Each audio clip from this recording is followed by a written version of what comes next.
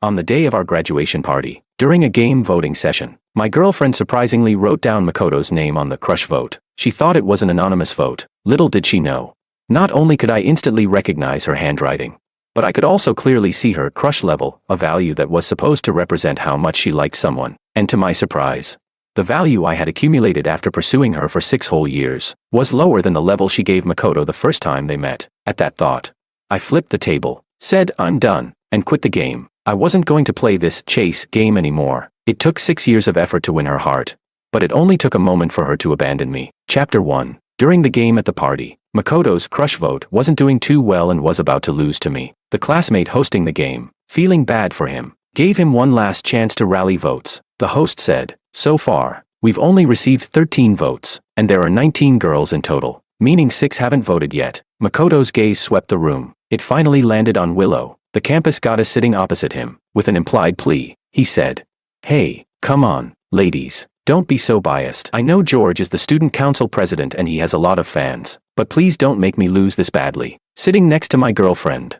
Willow, I clearly saw her crush level rise again, plus 2%. Willow lightly pressed her lips together, lowered her gaze, stood up, and with a subtle smile on her face, she walked over to another table where pens and paper were placed. She moved. The 5 other girls she was closest to followed her without hesitation. 6 votes mixed together, then handed over to the host. The host glanced at them, a little surprised. He whistled, saying, "I didn't expect this." Makoto managed to pull off a dramatic comeback. He laid out the 6 votes on the table, a mischievous grin on his face. He said, "Makoto's vote rally was too successful, 5 votes, totaling 10 votes. Meanwhile, our dear president only got 1 vote, losing by just 1. What a pity." Others immediately joined in with teasing remarks. "Hey, George's vote, no doubt, was from our goddess Willow," but someone else voiced a doubt. "How can the goddess handwriting be so ugly? It looks like a turtle crawling across the page." That's when everyone noticed the clues but chose not to speak out loud. They all subtly shifted the conversation to something else, and the atmosphere quickly returned to its lively state. Only I remained, sitting quietly at my seat. Willow had been my girlfriend for 4 years, so I knew her handwriting all too well. Out of the 5 crush votes with Makoto's name on them, 1 stood out. Its elegant, delicate handwriting was definitely Willow's. I took out her crush vote and placed it in the most prominent spot. With a smile, I said, "No need to guess. She voted for Makoto." Chapter 2. The entire room fell silent. Willow's face slightly changed, but she didn't deny it. Her friends, who had voted with her, immediately spoke up, saying, "President, don't mind it. It was my idea." I felt a little sorry for Makoto, so I nudged Willow to vote for him. "It's just a game, all in good fun." The others quickly chimed in.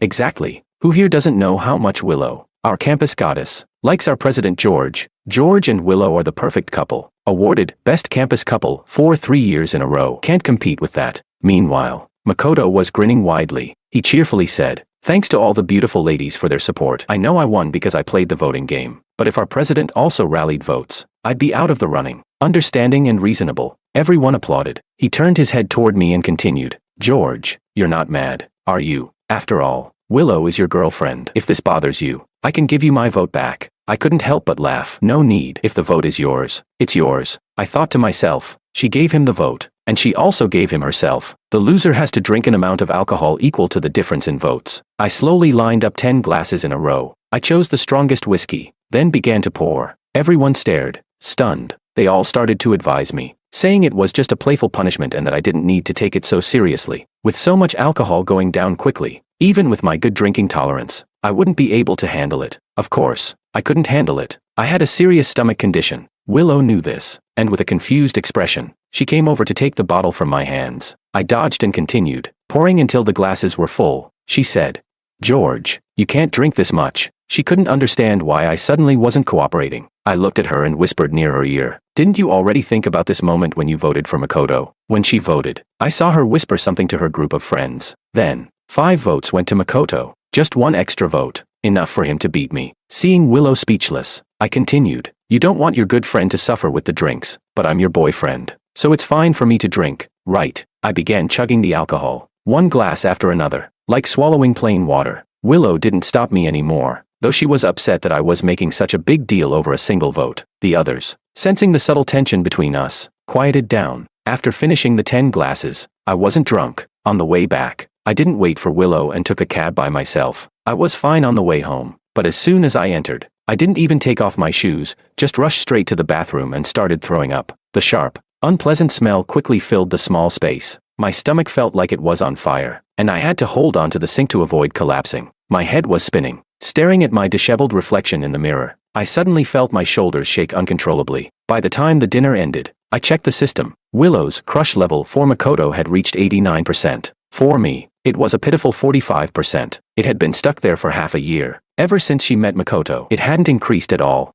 I met Willow back when we were in high school. On her first day at the new school, I fell for her at first sight. No one knew, but I could see the crush level of anyone I liked. Whether it was for me or someone else, as long as she had feelings for someone, I could see it, and Willow's crush bar had always been 0, meaning she didn't like anyone. I was overjoyed and began my long pursuit. By the summer of our senior year, she finally agreed to be my girlfriend. At that time, her crush level for me was only a pitiful 28%, but I didn't mind. The first step was a victory, and the rest of our journey still lay ahead. She was good at her studies, and if I wanted to catch up, I had to study tirelessly, hanging myself by the beam and pricking my neck with a needle, burning the midnight oil. During the many moments of exhaustion and struggle, I never once thought about giving up. I gritted my teeth and pushed through. Looking back on these years, I had accompanied her from high school to college. She became the campus goddess, radiant and captivating. I, too, gritted my teeth and ran for student council president. I focused all my attention on her, vowing to be the most solid support by her side. Whenever the pressure of school work became overwhelming, we would cuddle together, encouraging each other and dreaming about the future. She said, "George, when you graduate and make a lot of money, you have to buy me endless beautiful clothes and take me to see the sea in Bali and the aurora in Iceland." Willow leaned against me, her voice ethereal and sweet. She said she wanted to travel and marry me, to see all the beautiful places so that when we were old, we would have many memories. I felt so happy knowing that she had placed me in her future plans. At that moment, I believed her. Even though her crush level for me was only 45%, not even halfway, I told myself it was fine. All these years, Willow had only ever had feelings for me. She had never shown any interest in other guys. Maybe she was just a calm, reserved person. Chapter 3. No matter how tough an iceberg is, it eventually starts to melt towards me. At that moment, I thought that was enough. I was content. But the next day at a friend's gathering, Willow met Makoto for the first time. Her crush index shot past 50%. It made the 6 years I spent pursuing her feel like a joke. I was sitting right next to her, hearing the erratic thudding of her heart. For a moment, I thought I was imagining things, but when Makoto went to the bathroom and didn't return for a while, a classmate came running back, panic in his voice, saying he had been surrounded by bar thugs and was getting into a fight. That was the first time I saw Willow so anxious. Without a word, she rushed out of the private room, her eyes red with worry. She pleaded with me to help, asking me to fight in Makoto's place. It was the first time I was caught in a group brawl. After the fight, I was covered in bruises and wounds, but the pain in my body was nothing compared to the pain in my heart. Willow was so upset. It made me finally realize that the ridiculous rise in her crush index wasn't a hallucination. Later, I asked her why she was so upset. Her eyes flashed with panic for a moment, but she quickly regained composure and explained, "Those thugs are the worst. Not only do they bully people, but they often harass the female students." "What if they harassed me? George, could you bear it if someone hurt me?" I forced a smile. That glaring 50% crush index increased by another 5% when I saw Makoto's forehead bleeding. That night, everyone was drunk. I lay on the couch, clutching my bruised stomach, trying to endure. Willow thought I hadn't seen anything. She asked a waiter for alcohol wipes and gently cleaned and bandaged Makoto's wound. Even though I was hurt worse, she completely ignored me. All her tenderness and concern were given to another man, and it didn't stop there. Countless times, because of Makoto, Willow canceled our plans. Even when I was sick and needed medicine for my stomach, she was called away by Makoto, leaving me to suffer alone. I watched helplessly as her crush index for him soared. It wasn't like I hadn't argued with her, but she didn't care. She always said it was just a friendship with someone she shared similar interests with, and I should be magnanimous. Even though I convinced myself not to care, I couldn't blind my eyes to the glaring comparison between the two numbers. It hurt constantly. Over time, I became accustomed to the pain. It was like tonight, watching her write Makoto's name on the crush index ballot without hesitation. I wasn't surprised anymore. I had been magnanimous until the very end, and now, I was ready to give both my heart and my love away. Drinking too much at night never felt good. Finally lying down, I had a series of dreams. In those dreams, all I could see was the countless ways I had given to Willow over the years. There had been sweet moments, too. Back then, I really felt like I was soaring with happiness, but in the blink of an eye, I fell straight down. I had spent days and nights staring at that number. Every time Makoto's index increased by 1, mine would dull by the same amount. The pain often made me question, Why did I fall for Willow? Was it because, on our first meeting, she had been threatened by an older student and had clung to me, looking so pitiful? Or was it simply because I was obsessed with her pure, captivating face? To this day, I couldn't say for sure. After all these years of entanglement, I was truly exhausted. I got out of bed, feeling the fire burn in my stomach. I swallowed a few pills, hoping to ease the pain, and took out my phone to order takeout. That's when I noticed several missed calls, all from my childhood friend. He had also sent several urgent messages, written in a rush. George, you need to check the school forum. George, reply. How can Willow like you and do this? Is it because of Makoto, that bastard? I had a bad feeling and clicked open the campus forum. The first trending post I saw had the title, Best Campus Couple Suspected to be Breaking Up. Frowning, I clicked on the post. The original poster was probably someone who had attended the gathering last night. The content revealed that Willow, our campus goddess, had written down Makoto's name on the crush index ballot instead of her boyfriend, George, the student council president. What's worse, the student council president had exposed Willow's ballot publicly. In the end, he lost and downed 10 shots of alcohol, taking a cab home alone. A picture was attached to the post. It was of my back, as I was about to enter a taxi, looking dejected and lost. On the other side of the picture, Willow was supporting a drunk Makoto, helping him walk with an affectionate smile. I stared at the picture for a long time, bitterly smiling. So that was why she hadn't called me at all last night. The comment section was full of heated discussions. Most of them were sympathizing with me. The president's situation is too tragic. He's been cheated on right in front of his eyes, and by someone worse than him in every way. Who is this Makoto? How could he make Willow abandon George? Please. It's George. But there were also some comments like, what's wrong with George? I've never liked the student council president. Anyone who runs for that position can't be any good.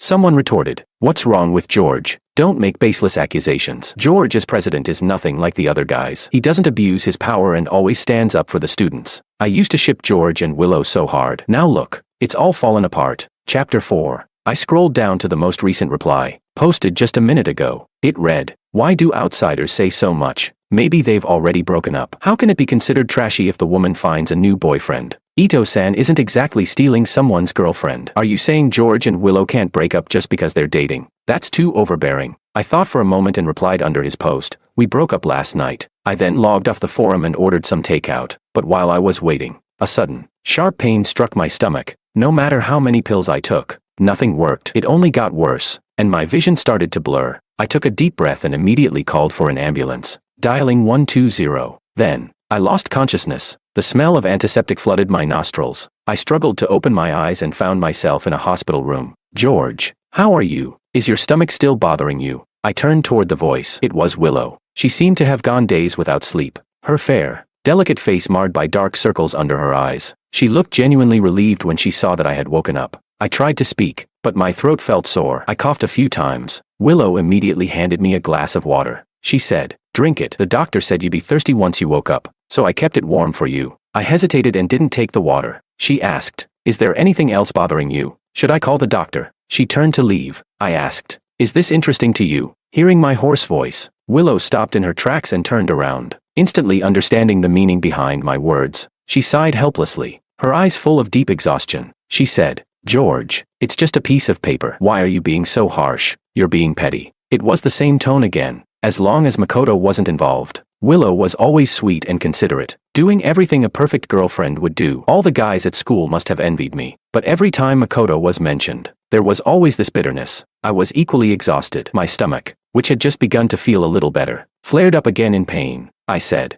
Willow, I'm not interested in playing games with you. I'm not emotional right now. I've never been as clear-headed as I am now. That piece of paper doesn't mean anything to me. She asked, then what is it about? Willow furrowed her brows, completely puzzled. I said, the truth is, you don't even realize that you don't like me. You don't admit it, but your heart, and your actions, have already given me the answer. Strangely, the fact that I had been unwilling to face this truth for so long didn't seem so hard to accept now. Some things really needed to hit rock bottom to be accepted. Willow tried to argue but paused, opening her mouth only to find she had no words. She seemed a little embarrassed. She said, George, I know I've done things in the past that made you misunderstand me. I'm sorry. I promise it won't happen again. Before she could finish her sentence, her phone rang. Willow glanced at the screen, hesitated for a few seconds, then reluctantly answered the call. She said, it's a friend. I'll step out and talk to him so I don't disturb you. I nodded indifferently. I already knew that ringtone. It was Makoto's. I watched her walk out of the room. Through the transparent glass, I saw her bright eyes and playful expression as she chatted with him. She seemed to be acting coquettishly. Then, she glanced at me, hesitated for a moment, and quickly left. For some reason, I felt a strange sense of relief. This relationship was over. I picked up my phone out of boredom. There were several unread messages from my friends. He had sent me a few screenshots. He asked,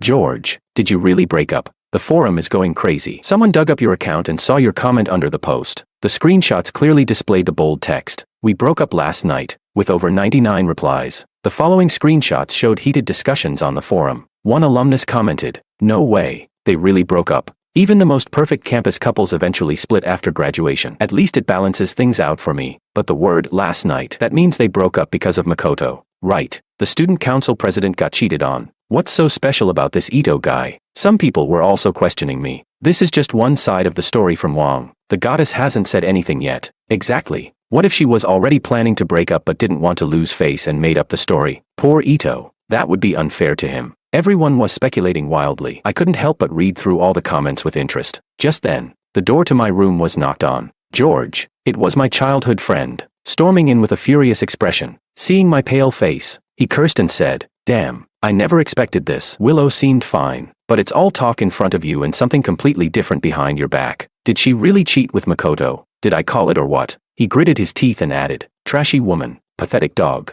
perfect match, lock it up." He asked how I was feeling and if I needed anything. I said I didn't want to stay in the hospital or go home alone. He replied, "No problem. Come crash at my place. It's perfect. You'll be far away from that trashy woman." Chapter 5. Before I had the chance to refuse, my childhood friend had already hurriedly packed me and my things and moved me to his place to stay. Seeing me act so stiff, he joked, "Don't worry. It's just me and my wandering little aunt at home. There's no one else." So, I settled in temporarily and began to think about my next steps. Before graduation, I had applied to several big companies I admired. Some had responded with offers, others had rejected me. The one I most wanted to join, Golden Dragon Technology, hadn't given any reply. If this had happened a few days ago, I would have been anxious and restless. But now, I honestly didn't care anymore, because Willow had already confirmed that she was going to Golden Dragon, and I only applied there because of her. That night, my friend called me while he was away on a business trip. "George, you're still awake, right? This is urgent. My little aunt got drunk and is stuck in VIP room No. 2 at Miss Bar. She can't get away. Can you help bring her home?"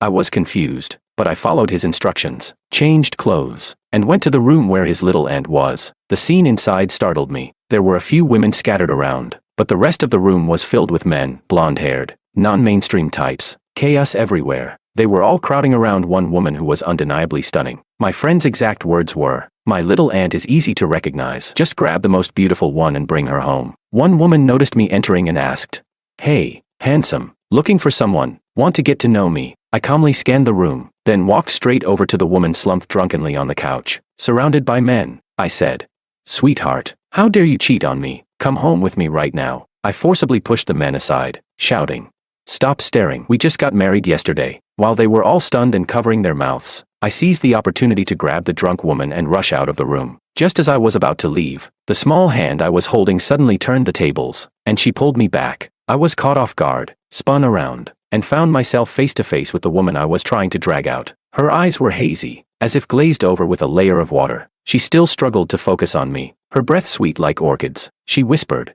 "Husband." It wasn't easy to drag a drunken person home. I stuffed her into her own room, cleaned up, and by the time I was done, it was already well past midnight. My stomach began aching again, and I curled up on the couch, planning to rest before heading to the shower. But before I knew it, I had fallen fast asleep. I woke up to an itching sensation on my face, like there was a mosquito. Irritated, I raised my hand to swat it away, but unexpectedly, my fingers brushed across a soft set of lips. I instantly woke up. When I opened my eyes, I was met with a breathtaking face, with lipstick smeared on her lips where my fingers had accidentally grazed. The scene was incredibly intimate. I stared at it blankly for a few seconds before realizing what had happened. I stammered, "Sorry, I didn't mean to." I quickly apologized, but she seemed to still be half drunk, her eyes rimmed with red, looking dangerously seductive. The only light in the living room was from a few dim lamps. His little aunt was sitting on the couch in a disheveled long skirt, her long hair cascading around her, eyeing me intently. I couldn't decipher her intentions and decided to wait for her to speak, but the next second, I regretted it. Who knew what kind of drunken frenzy she was having? She suddenly lifted herself and sat down on my lap. Two pale, smooth arms wrapped around my neck, she leaned down, bringing her face close to mine. In an instant, we were nose to nose. the distance so close it was suffocating. I swallowed hard. The woman in my arms was soft as though she had no bones, and I didn't know where to place my hands. Terrified of touching something inappropriate, I said, "Little aunt, let me introduce myself first. I'm George, David's childhood friend. I'm just staying here for now." The atmosphere was eerily silent, so I had to break it again. I forced myself to speak.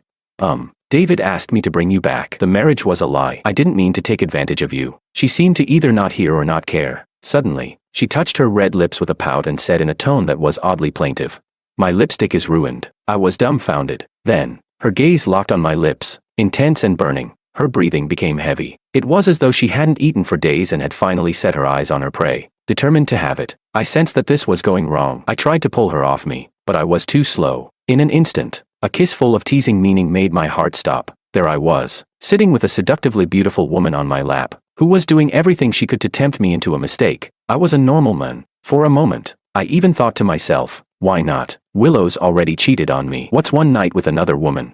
But morals kept me clear-headed. I was only afraid of hurting her as I tried to push her away, so I couldn't forcefully reject her. To catch my breath, I began to passively adjust my pace to match hers, trying to deal with the unexpected assault. The air was thick with alcohol, mixed with the sweet scent of her skin. My mind felt like it was turning into a thick paste. I had no idea how long it lasted, but when the strange kiss finally ended, a tingling sensation lingered on my lips. Afraid I might really lose control, I just wanted to leave, but she seemed unwilling to end it. Reluctantly, she tried to kiss me again, murmuring, "I want more." She clung to me, her fingers like translucent pearls on my shoulder, but I had no intention of enjoying this. I slapped her hand off and, as she winced in pain, seized the chance to escape to my room. The sound of the door locking made me breathe a sigh of relief. Trying to calm my racing heart, I thought about calling David via video, but I didn't want him to see my swollen lips, so I sent him a voice message instead. "Hey, quick question. Does your little aunt often get like this when she drinks?" David was a night owl, so he hadn't gone to bed. He replied, "No, she's usually quiet when drunk. She's never acted like that before." "Why? What happened?" I quickly replied that it was nothing. The next morning, I expected some awkwardness, but to my surprise, she was nowhere to be seen. I let out a sigh of relief and, just as I was thinking about moving back home, I received an email. Golden Dragon Technology Entry Notice, Chapter 6. After hesitating for only a moment, I made up my mind. Among the companies I had applied to, Golden Dragon Technology offered the highest salary. As for Willow, since it was over, I would let go completely. On my first day at work, I carefully dressed in a suit. HR led me to meet the big boss. On the way, they explained that as a special assistant, I was to constantly pay attention to the boss's needs and be at her service. I smiled on the outside, but silently mocked the idea of constantly running around like a workhorse. I knocked on the door a few times, and HR pushed it open. I followed them in. HR said, "Miss Anna, your new assistant is here. George, come in. Your workstation is over there." After a brief handover, HR left us to our tasks. I sat at my desk, confused, staring at the woman lying on the client's sofa, facing inward, fast asleep. She was covered with a blanket, so I couldn't see her face clearly. Was this really the famous female CEO of Golden Dragon Technology, Anna? With no work to do, I was lost in thought when my phone suddenly rang. I hung up one call, but another came through immediately. It was Willow. Seeing that I wasn't answering, she switched to texting. She wrote, "George, where are you? Let's meet. What did your reply on the forum mean? When did we break up? George, please don't ignore me. Tomorrow's your birthday. You've always celebrated it for me. This time, I want to give you a surprise. Can we meet tonight and talk here?" She included a location, a restaurant by Central Park, where we had our first date. I sneered and decisively blocked her number. Raising my eyes, I saw a very familiar face. The woman who had been sleeping on the couch had apparently been woken by the sound of my phone ringing. She lazily sat up. Wait, was that her? My pupils contracted, unsure if I was seeing things. But when I saw her soft red lips, slightly swollen from the night before, I knew I wasn't mistaken. She looked like she didn't remember anything from last night, but she clearly recognized me. She said, "You haven't changed much since high school." I was puzzled. It wasn't until she reminded me that I remembered. Every summer during high school, I would visit my childhood friend's house for a few days. His parents were abroad, and he lived with his little aunt. But his little aunt was always coming and going, so I never saw her and had no idea how she recognized me. After a moment of thinking about it, I recalled the intense kiss from last night, and the whole thing felt off. But seeing Anna so businesslike, giving task instructions with her usual precision, I gradually calmed down. At the end of the workday, she told me she had an event to take me to. Her lips, once marked with a kiss, were now clear, and her stunning face was paired with a sleek black dress. As we drove, An unfamiliar number texted me, asking where I was. I didn't need to think to know who it was. The car stopped, and as I looked at the restaurant sign, I realized how coincidental this was. She asked, "Is something wrong?" Anna, sitting in the passenger seat, noticed I was frozen and raised an eyebrow slightly. I forced a smile, replying, "No." I opened the car door for her like a gentleman. To my surprise, Anna immediately hooked her arm around mine, and I stiffened. We walked into the restaurant, and I kept my head down, trying to avoid any attention, but it didn't work. As we turned to head upstairs to the private room, a familiar voice called out from behind, "George, you actually came." It was Willow, smiling as she quickly approached, but when she saw Anna, her smile faded. Who is she? It had been almost half a month since I woke up in the hospital, and I hadn't seen Willow in all that time. She was just as dazzling as before, her eyes and smile full of confidence and control, as if I could never escape her grasp. She was the type of woman who believed that no matter how cold we got with each other, as soon as she acted sweet or spoiled, I would always go back to being her simp. But this time, that Cold War didn't include flirting with other women. For Willow, that was absolute betrayal. So her expression turned darker. While we stood there, Anna seemed completely detached. She even laughed lightly, as if watching a spectacle. The kiss from last night suddenly flashed in my mind, the details of our lips and tongues entwined. A wave of frustration surged within me, and I couldn't help but want to express it. "George, who is she?" Willow asked again, this time with clear anger in her voice. I smiled at her, deliberately acting very familiar, and stretched my arm around Anna, pulling her into my embrace. I proudly declared, "Of course, she's my new girlfriend." Even Anna froze for a moment. Willow, as expected, was furious. She bit her lip and said, "George, how dare you do this to me?" Willow and I were each other's first love. She had genuinely wanted to be with me for life. After all, no one loved her more than I did, and the 6 years we spent together made Willow constantly believe this. She had even prepared a surprise for my birthday tomorrow. She was ready to give herself to me on that day. But now, right in front of her, I was moving on and seeing another woman. I replied, "As far as I'm concerned, we've already broken up, so why wouldn't I dare?" I watched as Willow's face turned pale with rage, and I felt a sense of satisfaction I hadn't experienced in a long time. I instinctively reached for the system to check her emotional index, hoping it had fallen to rock bottom. That would be perfect. The dog-like index should be wiped out entirely. I never wanted to see it again, but the next second, I froze. There was nothing. I stared intently at Willow, checking several times, but I still couldn't see any trace of her emotional index. Her heartbeat index had disappeared completely. No matter if it was for me or for Makoto, I couldn't see it anymore. Without that special measure, Willow now felt like any other passing stranger in my eyes. My mind raced. According to the system, I could only see the emotional index of someone I loved. If it was suddenly gone, that meant Willow was truly in the past for me. I no longer loved her. Realizing this, a complex feeling settled in my chest. Without realizing it, I tightened my arm around Anna and climbed the stairs in a daze. Anna asked, "How long do you plan to take advantage of me?" Chapter 7. Anna's sultry voice echoed in my ears, snapping me back to reality. I realized, to my surprise, that I had completely ignored Willow and was still holding onto my childhood friend's little aunt, while my boss had already made her way upstairs. When I turned around, Willow was no longer in sight. Well, she was a proud person. After being humiliated in front of me, she was probably off to complain to Makoto, crying about what I did to her. I was about to pull my arm away, but Anna tightened her grip around my arm and sighed, making it impossible for me to withdraw the hand I had placed around her slim waist. Her tone, ambiguous and teasing, reached my ears. "Tonight, you're my date." After the drinking session, both Anna and I were a little tipsy. We had a designated driver for the ride home. Although the back seat was spacious, it couldn't quite make up for the woman beside me, who kept sprawling around in an unrestrained manner. It made the air feel thick, as if I could hardly breathe. Though she wasn't much older than me, she was my childhood friend's little aunt. That familial connection put a strange weight on everything, and I felt that being involved with her was somehow inappropriate. So, I tried to keep my distance, afraid she might start acting out due to the alcohol. Fortunately, we made it without incident. When we arrived at my childhood friend's house, the designated driver got out and left, but the woman resting her head on my shoulder remained still, most likely asleep. I leaned over and shook her shoulder gently. "Hey, we're home." "Anna." I was interrupted as Anna slowly lifted her eyelids and looked at me. "Why aren't you calling me little aunt anymore?" I froze, my pupils dilating. Only when she was drunk last night did I call her little aunt. So, she remembered that kiss. At that moment, Anna's eyes were wide awake, and her gaze was sharp. In the cramped space of the car, she toyed with a lock of her hair, twirling it around her fingers, making me feel as if my soul was drifting away. Fearing that something inappropriate might happen again, I hurriedly got out of the car. Back at my childhood friend's house, I decided to speak up to Anna. Little ant, I've been bothering you for so many days. I'll move out tomorrow after work. My gut feeling told me that this woman was dangerous. Aside from work, I should stay as far away from her as possible. Anna didn't say anything. She just gave me a meaningful smile before heading to her room. The next day, I woke up and found that I was the only one left in the house. I took a taxi to the office and was about to head in when someone called my name. George. I turned around and saw Willow in a white dress, standing next to Makoto, who was dressed in a sharp suit, looking very presentable. Willow said,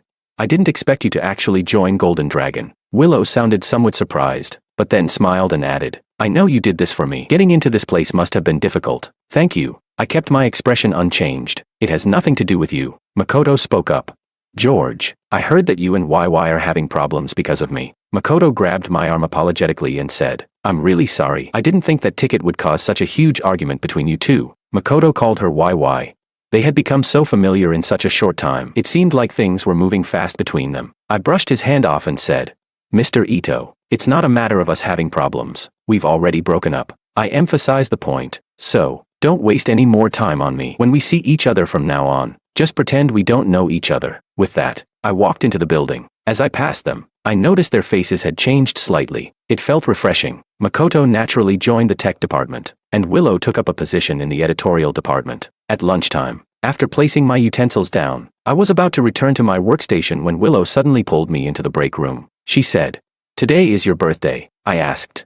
"So?" I looked at her with amusement. Apparently, unable to bear my gaze, Willow looked irritated. She said, "George, I can't accept the breakup." She pulled out a small package from her pocket and, looking somewhat shy, handed it to me. She said, "Today, I intend to give myself to you. You've always been suspicious of my relationship with Makoto, so I want to give myself to you, to clear up your doubts." She added, "Last night's incident with that woman, I'll let it slide. But after today, you're mine." Her words came with a clear warning. I won't tolerate this kind of thing again. Seeing her so serious, I couldn't help but laugh. I smiled and said, "Willow, it's only today that I've realized how blind love can make people. Without love, what once seemed like a dream now felt tasteless, even a little annoying. What a waste of my lunch break." Hearing the sarcasm in my tone, Willow's face turned cold. I didn't have the time to listen to her nonsense, so I turned and left the break room. When I returned to my desk, Anna casually asked, "It's your birthday today?" I was taken aback. I wasn't sure what she meant, but she didn't say anything more after that. She just asked like it was a random question. The whole afternoon passed with no other mention of it. Until after work, I told her I was moving out, but she insisted that I drive her to a candlelight dinner. Halfway through,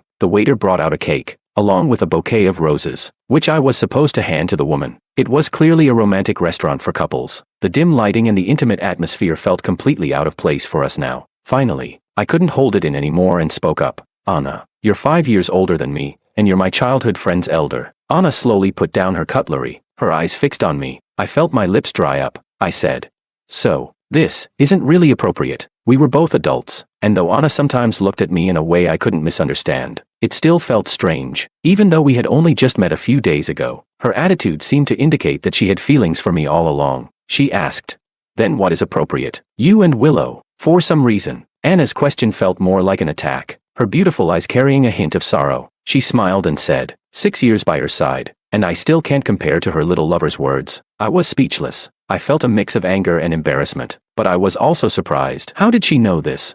Chapter 8. She said, "George." Anna sighed softly, walking up to my side and gazing at me gently. "Now that they both work under me, don't you care about making them upset? Have you forgotten how perfectly we kissed when we were together?" Her palm faced down and landed in front of me. At that moment, I felt as if I saw some unexplainable value on her. 100%. Was it a heart flutter index? But for whom? I stared at it, confused, only for it to vanish in an instant, as though it were a hallucination. I snapped back to reality, my focus narrowing on the hand in front of me. Without thinking, my hand closed around it tightly. After that day, Anna became my new girlfriend. When my childhood friend, David, found out, he shouted with excitement over the phone, "I knew it. My so-called little ant was already plotting against you." I asked him what he meant. David told me that he had once seen a picture of me in Anna's study. It was from when I first entered university, wearing camouflage during military training. My face looked youthful and refined, my posture straight. The angle of the photo, it was obvious it was taken secretly. Apparently, she had a lot of photos like that. David paused for a moment before continuing. "I always thought about this, and I guess she must have taken a liking to you when you stayed at my house during high school. Though, it's not surprising. Back then, You had so many fangirls, but for some strange reason, you only liked Willow, he added, and when you were in the hospital, it was her who asked me to take you home. David's tone lowered. I'm sorry, bro, but little Ant gave me too much. The call ended, and I felt a soft body press against me from behind. Her breath was intoxicating. She asked, do you regret it? I shook my head. Once a decision was made, there was no turning back. If I wanted to get out of a wrong relationship, the best way was to immediately dive into another one. And frankly, I was very interested in Anna. At the company's welcome party, in front of all the employees, she held my hand and sat down beside me. Everyone froze in place. Makoto couldn't hide his frustration, his fingers gripping the cup so tightly it looked like they were about to snap. As for Willow, while I was heading to the bathroom, she stopped me on my way back. Her eyes seemed to burn with anger as she asked, George, how could you be with that woman? Are you doing this to get back at me? I couldn't help but laugh at her. I crossed my arms over my chest and answered, don't flatter yourself. You think I'd do that just because of you? She asked. Then why? Willow's expression suddenly changed to one of fury. She asked, do you really like her? I replied, why else? I didn't have the habit of staying in a failed relationship. Once disappointment had piled up, it was time to walk away. If there was a better, more suitable woman, why not like her? When she realized I was serious, Willow's jealousy flared up, and she said, George, you can't like anyone else. She took a deep breath, closed her eyes, and almost threw a tantrum. I won't allow you to like anyone else. Her childish words only made me laugh. I said, you're over there being all sweet with Makoto, and now you're trying to control me. Willow, you're really good at playing the double standard. Hearing me mention Makoto, Willow seemed to finally understand something. She grasped onto that like a lifeline and hastily promised, I knew you were still angry at him. George, I swear I'll never have anything to do with him again. He's nothing compared to you in my eyes. Only then did Willow finally come to her senses. The temporary thrill of something new could never compare to someone who had been there for you all along. Right in front of me, Willow put Makoto's contact details into her blacklist. I raised an eyebrow, wondering if she'd lost her mind. She had once been so infatuated with Makoto, and now, this sudden change in her behavior was beyond me. She asked, is this good enough for you now? Before I could respond, Makoto arrived. Clearly furious, he complained, Willow, where have you been all this time? I couldn't reach you, and now I find you here. He walked up to us. Makoto, as though asserting his claim, pulled Willow into his embrace. He said, did you block me? I can't send messages on WeChat. Right in front of me, Willow, gritting her teeth, broke free from his embrace and slapped him hard across the face. She scolded him. Who gave you the right to touch me? Makoto, we're just colleagues. I need you to leave me alone from now on. Her harsh words left Makoto momentarily stunned. He couldn't believe it and asked, Willow, how many times have we been together? You won't even let me hug you. Willow's face went as white as a sheet. Makoto added, George is already with Anna, so why are you bothering to hold on to him? He's not worth it. Willow's face turned crimson with embarrassment. This was the first time I had ever seen her use such a cold, piercing attitude toward Makoto. She shouted, get lost. Her fury was unmistakable. The welcome party ended, but Anna didn't ask where I had disappeared to for so long during dinner. It was only in the car ride home when she suddenly hugged me and kissed me fiercely, as though she was afraid that after seeing Willow, I might no longer need her. This time, I held her chin, feeling like a beast who had been holding back for far too long, as I kissed her passionately, never tiring of her lips. When the long kiss ended, her body went limp, like melted spring water, curled up in my arms. She breathed me in eagerly, and I carefully examined her, seeing her lips so red they almost looked like they were dripping with water. Inside me, a wave of desire stirred. This was the benefit of dating a more mature woman. It was thrilling. As our breathing slowed, I looked at the 100% unexplainable number floating beside her. My name gradually appeared next to it. I knew clearly that with Anna, I was driven by curiosity and attraction, not yet love. That's why the number appeared and disappeared. But it didn't matter. There was still plenty of time. A few days later, I don't know what method Anna used, but Makoto was exposed for leaking confidential company technology and was fired and sued. With a mountain of debt, he was left in ruins. I later heard that he went to work at some unknown small company, starting from the bottom and constantly watching his back. As for Willow, she also didn't show up for work after that. The last time I saw her was at a party. She was dressed provocatively, accompanying a bloated boss, only to be caught by the original wife, who dragged her to the ground and started a scene.